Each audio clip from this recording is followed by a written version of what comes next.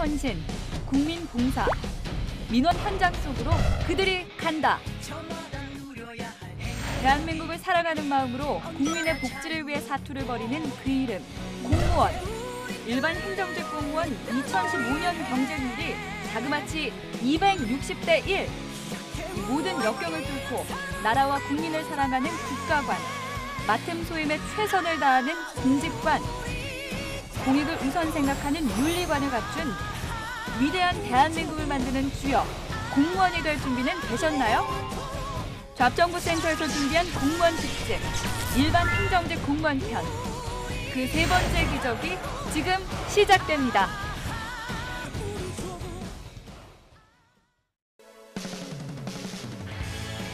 안녕하세요. 취업정보의 모든 것 잡정보센터의 김승재입니다. 안녕하세요. 이은정입니다. 네, 윤정 씨.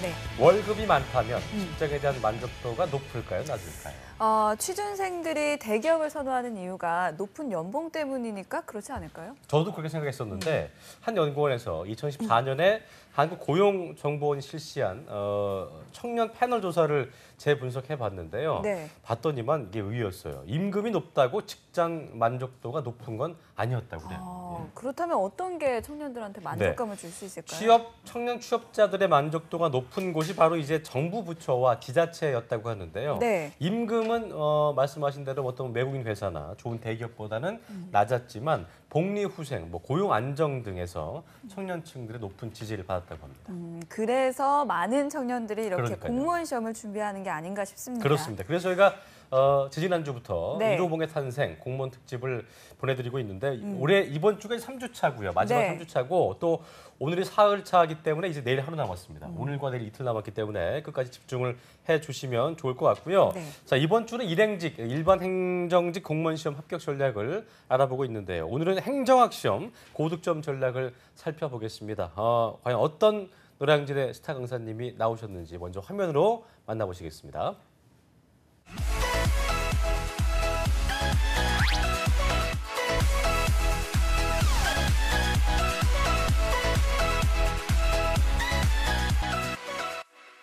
네, 이명훈 교수님을 만나볼 텐데요.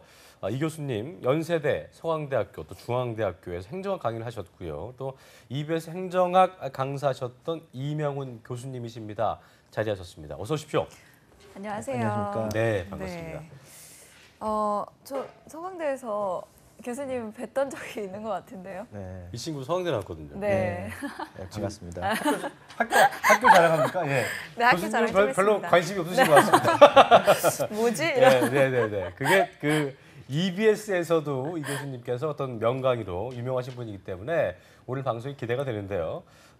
잡정보센터 우리 시청자 여러분들을 위해서 교수님께서 오늘 그 고득점 비법 많이 알려주실 거죠? 네, 지금까지 강의를 여러 번 해왔는데 네. 그 네. 강의를 하면서 생겼던 노하우를 총 집합해서 열심히 알려드리도록 하겠습니다. 엑기스만 집약해서 좀 알려주시면 네, 감사하겠습니다. 그렇게 하겠습니다. 네, 오늘 방송도 기대가 됩니다. 그렇습니다. 잡정부센터 공무원 특집 1호봉의 탄생 3주째 함께 해주시고 계신 분이시죠. 너무 수고하고 계신 분이죠. 예. 네, 취업준비생들의 멘토 임송아 강사님 오늘도 자리하셨습니다. 어서 오십시오. 어서 오십시오. 네, 일반 행정직 공무원에게 꼭 필요한 과목 중 하나가 바로 행정학이 아닐까 싶습니다.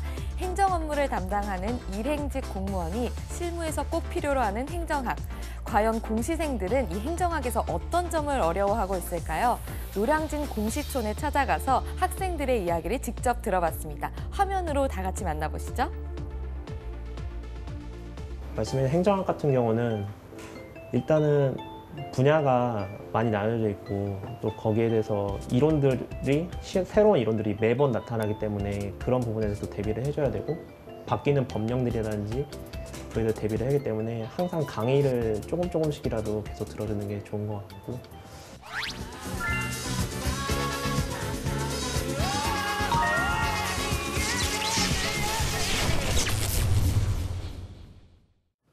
네, 공무원 특집 1호봉의 탄생 일반 행정직 오늘은 행정학에 관련돼서 알아볼 텐데요. 지금 화면 보셨지만 일반 행정직 공무원이다 보니까 행정학은 정말 필수로 공부를 해둬야 되는 과목이다라고 네. 할 수 있을 것 같은데요. 행정학과를 나오신 분들은 좀 유리하겠지만 그렇지 않은 분들한테는 좀 단어 자체는 좀 익숙하지만 네. 과목 자체의 어떤 내용 같은 거는 생소하지 않을 것 같아서 먼저 어떤 구직자 여러분들을 위해서 우리 교수님께서 행정학이란 어떤 과목이다 이렇게 소개를 좀 해주시죠. 네. 행정학은 주로 의학과 비교가 돼서 설명이 될 수 있습니다. 의학이요. 네. 예. 의학은 의사들이 사람의 병을 치유하고 예방하는 학문이고 네. 그리고 이런 사람의 병을 치유하고 예방하기 위한 전문 직업인을 육성하기 위한 학문이라고 할 수 있습니다. 예. 그런데 행정학은 사회의 병을 치유하고 예방하는 학문입니다. 사회의 병이 들었을 때 관료들이 정책을 통해서 사회의 병을 치유하거나 예방하는 데 초점을 두고 있는 학문이 바로 행정학입니다. 그래서 의학과 행정학은 아주 일맥상통한 부분이 있는데 그렇군요. 의학은 단순하게 한 개인을 치료하는 학문이라면 예. 행정학은 사회 전체를 치료하는 학문이기 때문에 제 개인적으로는 더 고차원의 학문이라고 생각합니다. 그렇군요. 행정학 자체에서 가장 중요한 부분은 사회의 병이 들었을 때 그리고 또 사회의 병이 들기 전에 미리 예방할 때 이 돌팔이 의사가 잘못된 처방을 해서 사람의 병을 악화시키는 것처럼 관료들이 또 잘못된 지식을 가지고 잘못된 정책을 사용해서 사회의 병을 악화시킬 수도 있기 때문에 행정학이 학문으로서는 대단히 중요한 학문이라고 저는 생각을 하고 있는데 예. 이 행정학 자체는 바로 이런 전문 지식을 통해서 전문적인 관료를 육성해서 올바른 정책 그리고 올바른 사회에 대한 해결책을 제시하는 학문이라고 할 수 있겠습니다. 그렇군요. 네, 이 일반 행정직 공무원 시험 준비하는 분들이 꼭 공부를 하셔야 될 과목인 것 같은데요. 필수 과목이죠. 네, 예. 근데 행정학이 필수 과목이 아니고 선택 과목이잖아요. 그러니까요. 많이들 선택을 하나요? 그렇게 많은 학생들이 선택하고 있지는 않습니다. 그렇습니까? 예, 어려워서 그런가 봐요. 네, 어렵고 양이 좀 많습니다.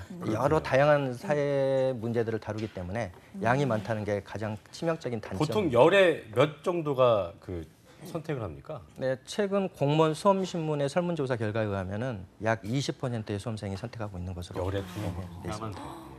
그렇군요. 네. 이게 그렇다면 교수님 10명 중에 2명밖에 선택 안 한다면 굉장히 좀 어렵다. 지금 교수님도 말씀하셨지만 양도 많다고 했는데 그렇다면 이거를 굳이 선택한다면 이런 어떤 메리트, 장점이 있어야 선택할 것 같은데 어떤 장점이 있을까요? 다른 과목에 비해서.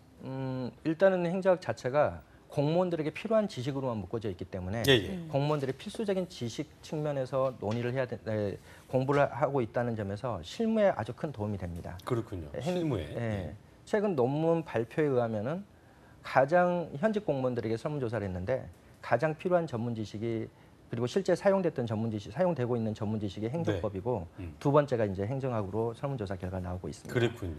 두 번째로는 이제 면접에서 아주 중요한 위치를 차지할 수가 있습니다. 면접은 공무원들의 전문 지식을 물어보도록 되어 있는데 공무원들의 전문 지식이 바로 행정학이기 때문에 면접에서 아주 유리할 수가 있고요. 그렇군요. 또 수험 측면에서 바라보면 행정학은 문제풀이를 할 때 시간이 적게 듭니다. 다른 과목들보다는 훨씬 더 빠르게 문제를 해결할 수 있어서 실제 시험 시간에서 유리한 부분을 차지할 수가 있습니다. 또 마지막으로 이제 행정학 자체가 전 직렬에서 선택 과목으로 들어와 있어요. 그래서 꼭 일반 행정직만을 준비하는 학생들이 선택하는 게 아니라 세무 직렬이라든지 또는 교정 직렬이라든지 다른 직렬을 선택하는 수험생들도 선택할 수 있기 때문에 행정학을 학습하게 되면 다양한 선택을 할 수가 있다는 점에서 좀 장점이 있습니다. 네. 제가 그 방송 전에 그 이윤정 아나운서한테 그런 얘기 했었는데 행정학 하신 분들 전문가분들 보면 되게 선비의 느낌, 어떤 장원급제 하신 분들 느낌이 되게 똑똑한 느낌이 나는데 행정학 교수님이서 그런지 굉장히 조곤조곤 논리적으로 설명 잘 해주셨는데요. 정리를 좀 쉽게 해보자면 행정학 제대로 하고 나면요 되게 똑똑해지는 거라고 볼 수 있을 것 같습니다. 그렇지 않아요? 맞습니다. 면접에서도 아까 말씀해 주셨듯이 다른 수험생에 비해서 절대적으로 유리하다 이렇게 말씀을 해주셨는데요. 임용 후에도 실제 공무원 직무에도 도움이 될까요? 네. 실제 업무 수행과 관련해서 아주 중요한 지식이 행정학입니다. 행정학 지식을 크게 나눠보면 두 가지로 나눠볼 수가 있는데 하나는 정치성에 대한 지식과 또 하나는 관리성에 대한 지식, 이 두 개로 구분이 됩니다. 관리성에 대한 지식이요? 정치성에 대한 지식은 사회 문제에 대한 해결책, 바로 정책을 만들어낼 때 어떻게 정책을 만들어내고 또 어떻게 그 정책을 집행해야 되는지 여기에 대한 지식들이 쭉 전개되는 게 정치성에 대한 지식이고 이거는 이제 실제 관료들이 사회 문제를 해결하는 데 아주 중요한 지식이라고 할 수 있겠습니다. 뭐 법령을 제정한다든지 행정 규칙을 만든다든지 이럴 때 활용될 수 있는 지식입니다. 두 번째는 이제 관리성에 대한 지식인데 정부는 하나의 거대한 조직입니다. 그래서 그 거대한 조직 속에서 사람들을 어떻게 관리하고 또 돈을 어떻게 관리할 것인가 이런 것들이 아주 중요하게 논의가 되는데 거기에 대한 지식들을 전하고 있는 게 관리성에 대한 지식입니다. 또 한 개인으로 보자면 거대한 조직 속에서 한 개인으로 관료가 활동을 하기 때문에 이 관료가 조직 생활을 하는 과정에서 다양하게 부딪히는 조직 문제들을 학습하도록 돼 있습니다. 의사 전달이라든지 동기부여라든지 또 관리자가 됐을 때 부하 직원을 다루는 리더십이라든지 이런 지식들을 쭉 공부하게 돼 있기 때문에 실제 조직 생활을 할 때도 큰 도움이 될 것이고 또 실제 정책을 만들어낼 때도 아주 중요한 지식으로 작용할 수가 있겠습니다. 네, 정부에서 그렇게 그 고위 관리들을 뽑을 때 행정 전문가를 요하는 것도 이런 부분이 있어서 그런 게 아닌가 싶은 생각이 드네요. 그렇죠? 예. 어쨌든 뭐 말씀하신 대로 일반 행정직 공무원 시험 면접에서도 굉장히 유리한 부분이 있고 또 임용 후에도 직무상에 있어서 굉장히 도움되는 과목이 아닌가 싶은 생각이 드는데요. 그렇다면 출제 영역을 좀 봐야 될 텐데 아까 좀 넓다고 하셨는데요. 광범위하다고 하셨는데 어떻습니까? 네, 출제 영역은 이제 행정학 파트별로 균등하게 나오고 있습니다. 예. 첫째 이제 행정학 총론이 있고 행정학 총론에서는 주로 시대별로 사회 문제를 정부가 어떻게 해결했느냐 이런 데 초점을 두고 이제 가르치는 분야인데 예. 행정학 총론이 가장 중요한 부분이라고 해서 보통 4문제에서 7문제까지 출제가 됩니다. 그리고 이제 두 번째로는 행정한류론이 있는데 행정한류론은 한두 문제가 출제되고 있고 예. 그리고 정책학이 바로 정책을 형성하는 부분, 집행하는 부분 이런 것과 관련된 지식으로 여기에 이제 4문제에서 6문제가 출제되고 있습니다. 그렇군요.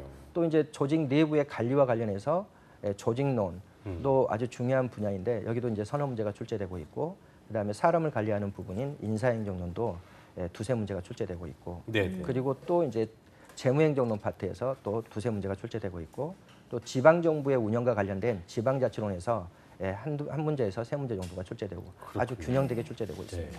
이 7개 영역 보기만 해도 참 어렵고 근데 어느 하나 또 소홀히 할 수 없게끔 골고루 문제가 출제된 것 같은데요. 예. 그렇다면 어느 파트가 제일 어렵다고 볼 수 있을까요? 수험생들이 가장 어려워하는 파트는 재무행정 파트가 가장 어려워합니다. 재무행정이요. 네. 예. 아무래도 이게 좀 돈과 관련된 네. 부분이 있지 않나 싶어서 그런 생각이 드는데 일단 그럼 저희가 그 백문이 불여일견이라고요. 이번에는 실제적으로 어떤 문제들이 시험에 실제적으로 그 출제가 되고 있는지 알아보겠습니다. 기출 문제를 임송아 강사님께서 준비하셨죠? 보여주시죠. 네, 일반 행정직 시험 실제로 어떤 문제가 출제되는지 한번 다 같이 살펴보겠습니다. 첫 번째로 살펴볼 문제는요. 2013년 지방직 9급 기출 문제입니다. 신공공관리론과 뉴 거버넌스론에 대해서 옳은 것을 고르는 문제인데요. 다 같이 한번 보기를 살펴보도록 하겠습니다. 1번 문항은요. 신공공관리론에서 관료의 역할은 조정자이며 뉴 거버넌스론에서 관료의 역할은 공공기업가다. 2번 신공공관리론과 뉴 거버넌스론에서는 정부의 역할로서 노젓기보다는 방향 잡기를 강조한다. 3번 신공공관리론과 뉴 거버넌스론에서는 산출보다는 투입에 대한 통제를 강조한다. 4번 신공공관리론에서는 부문 간 협력에, 뉴 거버넌스론에서는 부문 간 경쟁에 역점을 둔다. 네, 이 문제들을 보시면 굉장히 용어가 생소해서 다소 어렵게 느껴지실 수 있지만 상당히 일반적인 유형의 문제입니다. 그래서 시청자 여러분도 함께 문제를 풀어보면서 계속 시청해 주시기 바랍니다. 네. 네, 이게 공부를 일반 유형 문제였는데. 그러니까요. 공부 안 하고 풀면은 너무 어려운데 경기를 일으킬 만한 문제인 것 같습니다. 이런 내용 문제가 많이 출제가 되나요? 네. 지금 정부의 가장 중요한 사회 문제는 정부 실패라고 이야기를 하는데 네. 정부 실패의 핵심은 재정난입니다. 국가가 돈이 없다는 데 초점이 있습니다. 예. 그래서 신공공관리론이나 거버넌스가 최근에 정부 개혁의 하나의 방안을 제시하고 있기 때문에 또는 이제 지금의 사회 문제에 중요한 방안을 제시하고 있기 때문에 교수님, 아주 중요하게 거버넌스를 논의됩니다. 우리말로 풀이하면 어떤 겁니까? 신국정관리 이렇게 표현합니다. 신국정관리. 그러나 더 일반적으로 사용하는 단어가 예. 거버넌스라는 단어를 더 일반적으로 사용합니다. 그렇군요. 그렇다면 이제 저도 문제를 쭉 봤는데 저는 좀 머리를 썼는데요. 1번, 3번, 4번은 보니까 뭐가 조정자, 공공기업과 뭐 산출, 그러니까 뭔가 좀 트랙을 준 것 같고 2번은 좀 맞는 말 같은 생각이 들어서 2번을 찍었는데 2번이 어떻습니까? 이게 개념 자체를 모르면 추론자처할 수 없는 문제가 아닌가 싶은 생각이 드는데 그렇죠? 네, 그렇습니다. 추론하기가 대단히 어렵습니다. 네. 개념을 공부해야 됩니다. 정답을 좀 알려주시죠. 예. 정답은 지금 제가 문제를 확인해야 되겠는데 네, 네. 확인해 주시죠. 이게 앞에 좀 띄워주시죠. 문제를. 네. 예. 2번 신공공관리론과 네. 뉴 거버넌스론은 모든 정부의 역할로 노적기보다는 방향잡기 강조한다는 게 맞나요? 네, 예, 맞습니다. 그러니까 노적기와 방향잡기의 그 차이는 어떤 게 있는 건지. 좀. 일단은 신공공관리론은 정부가 재정난 시대이기 때문에 네. 정부의 업무를 시장으로 넘기거나 또는 기업의 운영 방식을 정부에 도입하거나 이렇게 하는 개혁 방안을 이야기하는 거고 예. 유거버넌스로는 정부가 자발적인 기업이나 자발적인 시민 사이의 협력을 통해서 사회 문제를 해결하겠다는 데 초점을 두고 있습니다.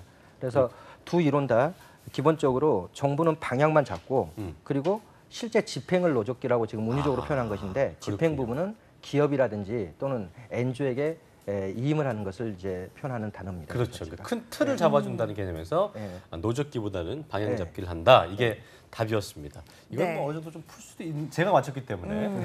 네, 일반적인 유형의 문제였고요. 그렇습니다. 예. 이어서 기출문제 하나 더 풀어보겠습니다. 임성아 강사님 나와주시죠.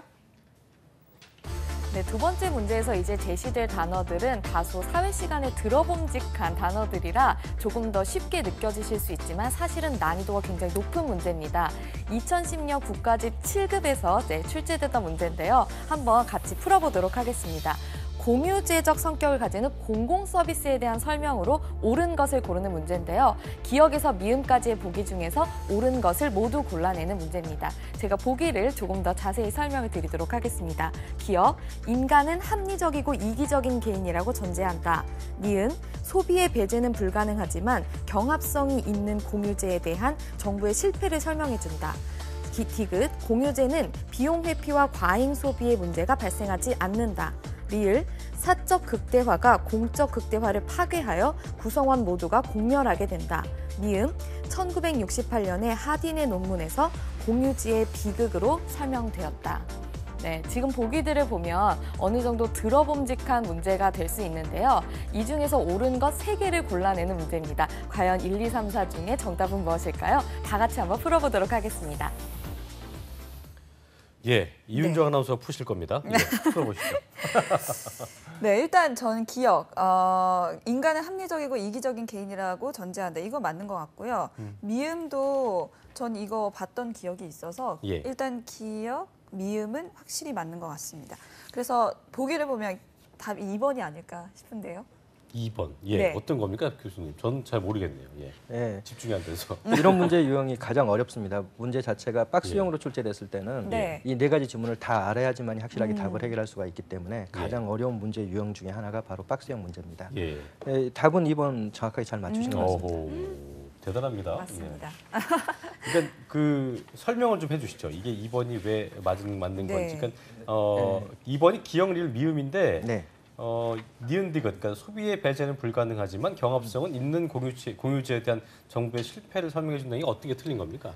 소비의 배제라는 단어는 대가를 지불해야지만 사용할 수 있는 성격을 우리가 배제성이라고 그러고 네. 대가를 지불 없이 사용할 수 있는 성격을 비배제성이라고 이야기를 합니다. 네. 공유제 같은 경우는 천연 자원이라든지 네. 강물이라든지 또 바닷속의 물고기라든지 전혀 대가를 지불하지 않고도 사용할 수 있는 재화를 공유제라고 이야기를 하고 있기 때문에 소비의 네. 배제 가능한 건가요? 소비의 배제가 불가능하죠. 불가능하지만 대가를 지불해야지만이 사용할 수 있는 그쵸. 게 배제성이니까 예. 바로 대가를 지불하지 않아도 사용할 수 있으니까 배제가 불가능하다. 이렇게 이제 표현이 된 거고요. 네. 그렇군요. 경합성은 다른 사람의 소비가 타인의 소비를 방해하는 것을 이야기합니다. 예. 즉 다른 사람들이 많이 소비하게 되면 나는 소비할 수 없는 거. 예. 이걸 이제 경합성이라고 이야기를 합니다. 그래서 공유제는 비배제성을 가지고 있고 경합성을 가지고 있기 때문에 대가를 지불하지 않아도 사용할 수 있지만 남이 먼저 사용하면 내가 사용할 수 없기 때문에 그렇군요. 너무 많은 사람들이 자기가 차지하기 위해서 노력하다 보면 파괴 현상을 빚게 되는. 네. 근데 이런 파괴 현상은 정부 실패의 원인이 아니라 시장에다 가만히 놔뒀을 때 나타나는 현상이라서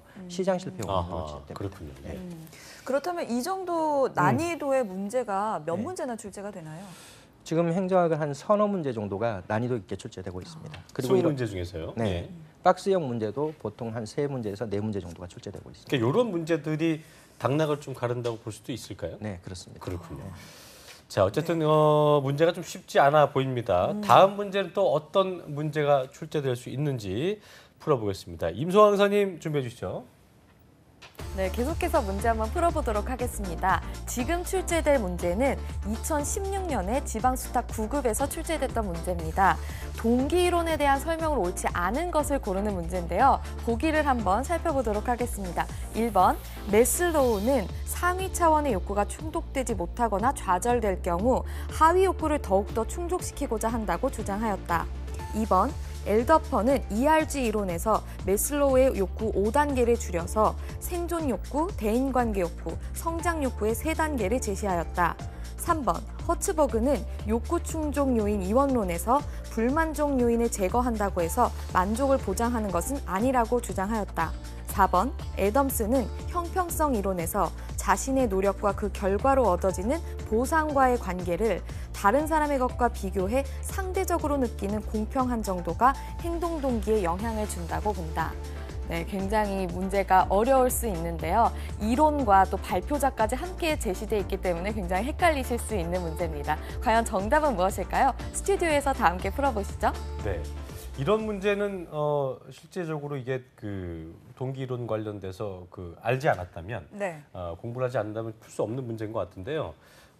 매슬로우란 이름하고 이제 애덤스란 이름은 들어봤지만 뭐 허츠버그나 엘더펀 전 처음 들어보는데 네. 애덤스는 들어봤으니까 맞는 것 같고요. 들어봤으니까. 친숙한 매슬로우를 찍어보려고 하는데 뭐 이거 그 문제가 의미가 없을 테고 일단은 네. 교수님 이게 어떤 문제인지 어떤 걸 묻는 문제인지 설명을 좀 해주시죠. 예. 이건 이제 조직 내에서 동기부여 이론과 관련돼 있는데 네. 이 동기부여 이론들을 다양하게 물어보고 있습니다. 보통 이제 행정 문제가 워낙 다양한 이론들로 구성이 돼 있기 때문에 네. 이렇게 하나의 문제에서 다양한 이론들을 같이 물어보는 문제들이 아주 많이 출제되고 있습니다. 네. 네. 여기서 이제 아까 매슬로우에 대한 논의가 나와 있었는데 네. 1번이 답입니다. 그래서 아. 잘 맞추신 것 같아요.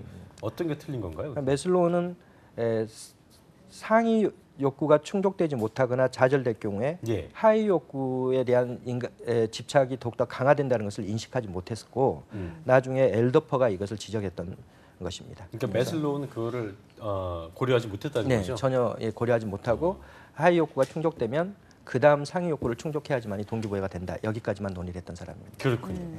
어쨌든 이 문제도 굉장히 어려운 것 같고요. 네. 좀 쉬운 문제를 좀 풀어보고 싶은데 아까는 그 행정학이 직무에 연관이 많은 문제라고 하셨는데 네. 지금까지 문제는 뭐 그 직무에 관련이 있다기보다는 약간 좀 그 이론적인 문제가 네. 아니었나 싶은데 어떻습니까? 맞습니다. 네. 그렇죠. 네. 네. 이게 그렇다면요 공무원 행정과 관련된 사례 문제는 저희가 또 어떤 게 있는지 실제적으로 좀 살펴봐야 할 것 같은데요. 임소왕사님 준비해 주시죠. 네, 이번에는 실제 사례를 가지고 풀어보는 사례형 문제를 준비를 했습니다. 이게 실제 사례이기는 하지만 그래도 용어가 굉장히 어렵기 때문에 행정학에 대한 기본적인 공부가 되지 않으면 풀기가 어려운 문제인데요. 네, 다음 문제는 2012년 지방수탁 9급 기출문제입니다. 어떤 인사행정 제도에 대한 설명인데요. 과연 어떤 것일까요? 보기를 좀 더 자세하게 읽어보도록 하겠습니다. 네, 서울의 과밀은 우수 학생의 서울 집중으로부터 시작된다. 우수 학생 서울 집중, 엘리트 시험 독점, 권력 집중, 취업 기회 창출, 인구 서울 집중, 우수 학생 서울 집중의 순환 구조로 서울의 비대화와 지방의 황폐화는 더욱 심각해지고 있다. 세계 최고의 교육열이 이를 가속화해 불균형 발전을 심화시켰다면 이제 그 교육의 변수를 균형 발전의 지렛대로 원용할 수 있는 슬기를 발휘할 때다. 인재 지역 할당제는 이러한 생산적 방향 전환에 기여할 수 있는 중요한 제도적 장치다라고 제시되어 있습니다. 1번 역관제, 2번 대표관료제, 3번 실적제, 4번 직업공무원제 이렇게 해서 4가지가 나와 있는데요. 이 중에 과연 정답은 무엇일까요? 다 함께 풀어보겠습니다. 네. 이것도 쉽진 않아 보이지만 그래도 이전 문제들보다는 네. 이해를 충분히 할 수 있는 그 또 실제 사례를 들어서 하는 문제이기 때문에 충분히 뭐 모르시더라도 좀 이렇게 좀 유출해 볼 수 있는, 찍어 볼 수 있는 그런 문제 아닌가 싶은 생각이 드는데 이걸 1분이 채 안 되는 시간에 푼다는 게 쉽지 않아 보입니다. 윤정 아나운서 뭔 것 같아요? 네. 저는 사실 잘 모르겠습니다만 인재 지역 할당제 이거를 잘 알아야지만 이 문제를 풀 수 있지 그러니까요. 않을까라는 생각이 듭니다. 네. 정답이 뭔가요? 네, 정답은 2번입니다. 2번. 대표 관료제 네. 중에 하나인 인재 할당제, 지역 인재 할당제에 대한 설명입니다. 아. 어떤 내용입니까? 이게 이 대표 관료제라는 걸 하게 되면은 이런 어떤 그런 서울로의 집중을 해소할 수 있다는 건데 이게 어떤 얘기인 거죠? 대표 관료제는 사회적 약자들도 관료가 될 수 있도록 해주는 것을 이제 대표 관료제라고 이야기합니다. 아. 사회의 분열 구조가 있다면 그 분열 구조를 전부 다 관료진 내부에 반영하겠다.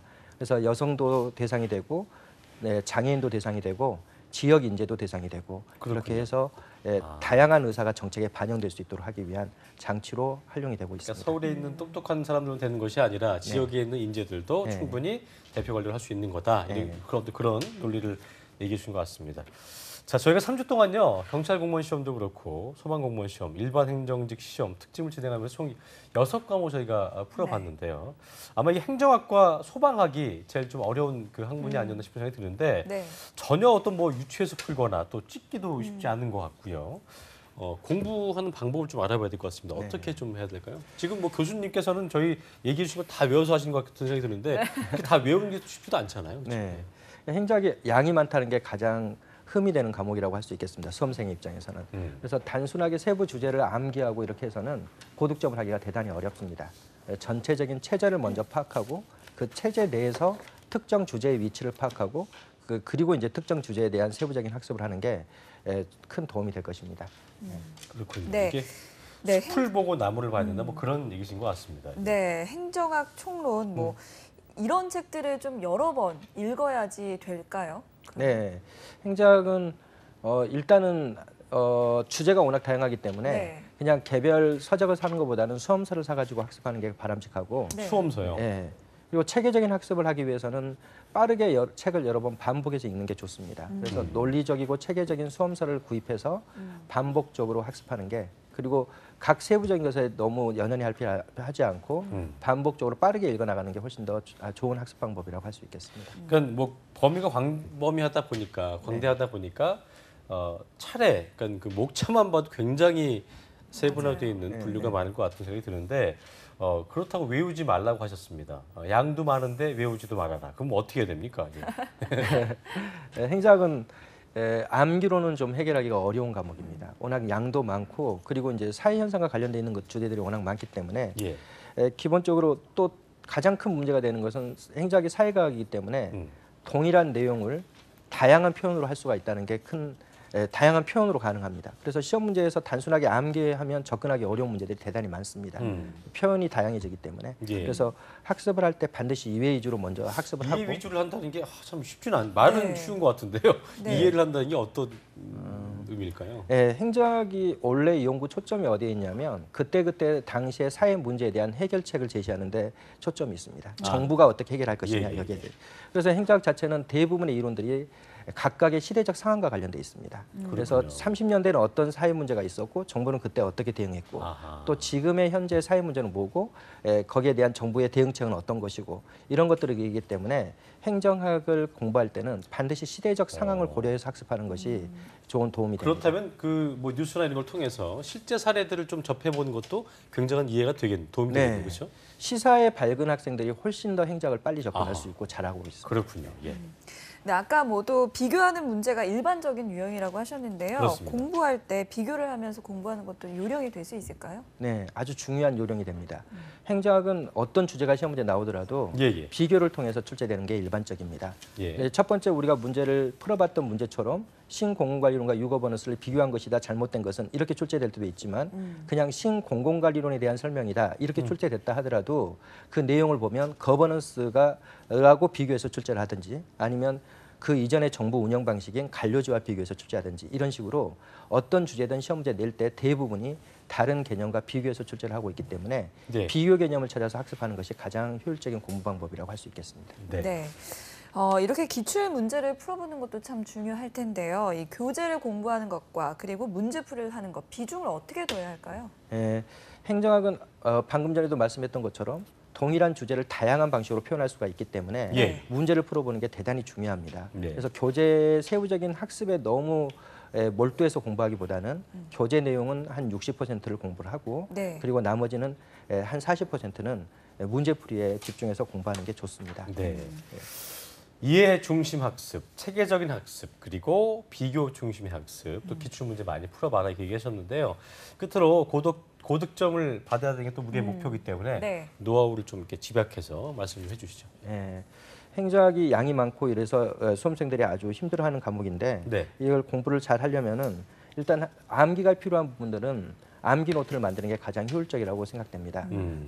단순하게 지금 당장 암기하려고 하는 수고를 하기보다는 암기 노트를 만들어서 식사 시간이라든지 잠자리에서 짬짬이 읽어 나가고 계속해서 반복적으로 학습하는 게 바람직하고요. 또 문제를 많이 풀어보라 그랬는데 문제를 풀었으면 여기서 틀린 문제 같은 경우는 OX 문제로 정리를 해서 그것을 또 반복 학습해 나가고 또 이미 OX 문제를 계속 점검해 나가는 과정에서 잘 익혀진 문제들은 제거해 나가고 또 새롭게 문제를 풀어서 틀린 지문들은 다시 추가해 나가는 방식으로 암기 노트와 OX 노트를 만들어서 학습하는 게 좋을 것 같습니다. 그렇군요. 네. 마지막으로 우리 공시생들에게 한 말씀 부탁드립니다.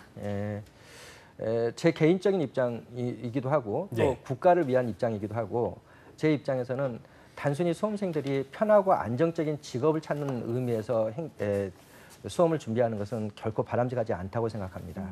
기본적으로 여러분들이 공직 생활을 하려고 하는 마음을 가지고 있다면 공직이 무엇인지 그리고 공직 생활을 할 때 내가 어떠한 삶의 자세를 가지고 살아야 될 것인지를 진지하게 고민해 볼 필요가 있습니다.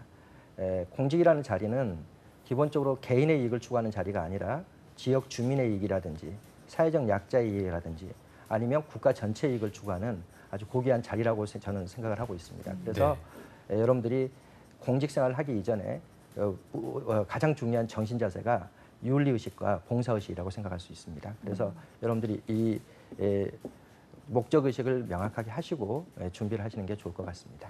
마지막 한마디에 굉장히 좀 주옥 같은 말씀이 아니었나 싶어요. 우리가 네. 또 공무원 된다고 할 때 그 시쳇말로 이제 철밥통 때문에 뭐 이렇게 공무원 한다 이런 사람들이 많은데 교수님 말씀하신 것처럼 윤리의식과 봉사의식 갖고 또 사회적 문제를 어떻게 하면 해결해서 더욱더 좋은 사회를 만들어갈 수 있을까 이런 책임의식을 갖는 게 중요하지 않나 싶은 생각이 드네요. 네. 자, 오늘 잡정보센터 일반 행정직 공무원 시험의 선택 과목이죠. 아주 어려운 행정학 고득점 전략을 위해서 지금까지 이명훈 교수님과 함께했습니다. 고맙습니다. 고맙습니다. 고맙습니다. 네, 또 오늘 소개해 주신 커리어 컬리지의 임소환 의사님 고맙습니다. 고맙습니다. 네, 감사합니다. 네.